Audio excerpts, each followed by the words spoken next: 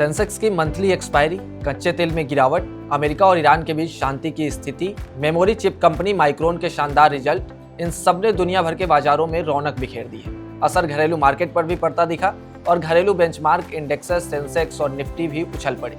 Sensex शुरुआती कारोबार में ही करीब 400 पॉइंट से ज्यादा ऊपर चढ़ गया तो निफ्टी 24,150 के पार निकल गया। बैंक निफ्टी में भी 350 पॉइंट से ज्यादा की तेजी देखी गई और ब्रॉडर लेवल पर भी सारे मार्केट में अच्छी रौनक रही। इसके साथ ही निफ्टी मिड कैप 100 और निफ्टी स्मॉल कैप 100 में भी आधे फीसदी से ज्यादा की बढ़त देखने को मिली। ये डेटा सुबह 10 बजे के करीब का है, लेकिन सवाल यह है कि यह तेजी कब तक जारी रहेगी और मार्केट के बाकी शेयरों का हाल कैसा है, सबसे अधिक पैसा कहां बन रहा है और आगे कमाई कहां हो सकती है। चलिए सभी सवालों का जवाब जानने की कोशिश करते हैं। नमस्कार, मैं हूं सुमित कुमार और आप देख रहे हैं मार्केट अपडेट्स।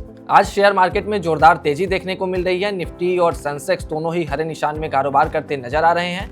कल की तेजी के बाद फिर आज से बढ़त यह बताती है कि मार्केट में बुल रन की शुरुआत हो चुकी है। एनएसई के ब्रॉडर इंडाइसेस में सारे इंडाइसेस ग्रीन जोन में कारोबार करते दिखे। अगर निफ्टी के चढ़ने वाले शेयरों में देखें तो सबसे अधिक तेजी इंडिगो में देखने को मिली, जो करीब 4% तक चढ़ गया। मारुति में भी 3.5% से ज्यादा की तेजी देखने को मिली। M&M में करीब 2.5% की तेजी और श्रीराम फाइनेंस, ट्रैक्टर रेड्डीज में 10 बजे तक करीब 2% से ज्यादा की तेजी देखने को मिली। इसके अलावा Max Health, TCS, HUL, Nestle India, इन सब में 1 से 2% की तेजी देखने को मिली।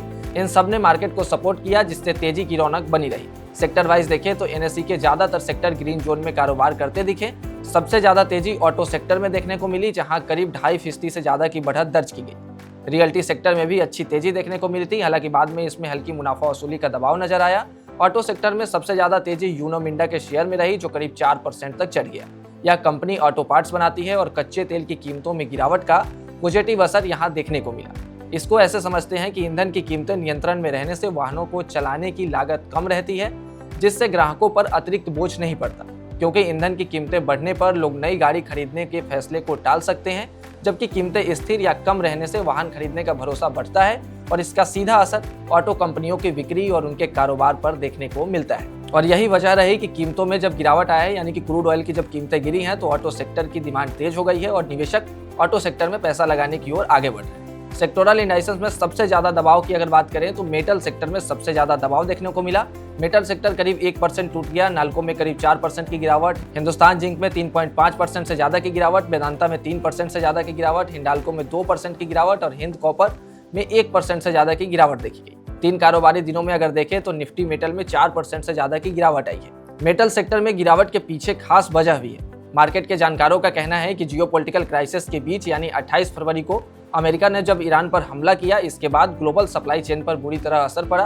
ग्लोबल सप्लाई चेन प्रभावित हुआ, जिसके बाद मेटल्स में शानदार रैली दर्ज की गई। साल 2026 में मार्च से जून तक यानी जंग के बीच मेटल्स में करीब 20% की रैली देखी गई, जबकि इस दौरान निफ्टी करीब 10% नीचे रहा, यानी कि निफ्टी करीब 10% तक टूट गया था। उस दौरान मेटल स्टॉक्स में जोरदार तेजी देखने को मिली और अब टेंशन कम हुई है तो बाजार में प्रॉफिट बुकिंग हावी हो रही।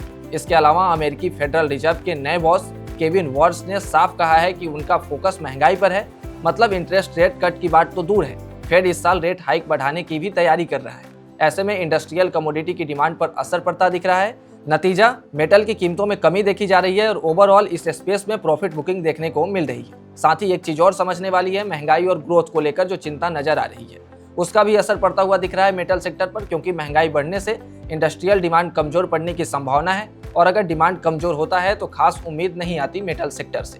अब मेटल से वापस आते हैं पूरे मार्केट पर और समझने की कोशिश करते हैं कि आज के तेजी के पीछे का कारण क्या रहा।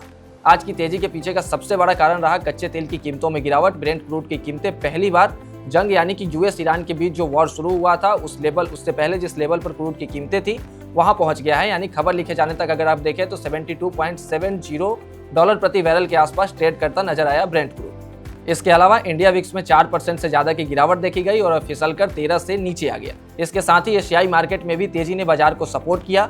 निक्केई में 2.5% तो कोस्पी में 5% से ज्यादा की उछाल देखने को मिली। रुपए में आज मजबूती देखने को मिली, यहाँ से भी एक पॉजिटिव सेंटीमेंट मार्केट के लिए बना और निवेशकों ने खरीदारी शुरू की। अगर विदेशी निवेशकों की बात करें तो विदेशी निवेशकों ने कल बिकवाली की, लेकिन इसके बावजूद भी मार्केट में आज तेजी बनी हुई है, जो यह दिखाती है कि मार्केट में अब बुल रन की शुरुआत हो चुकी है। आप इस पूरे मार्केट को कैसे देखते हैं? क्या यह तेजी आगे भी जारी रहेगी या फिर इसमें मुनाफा वसूली देखने को मिलेगी?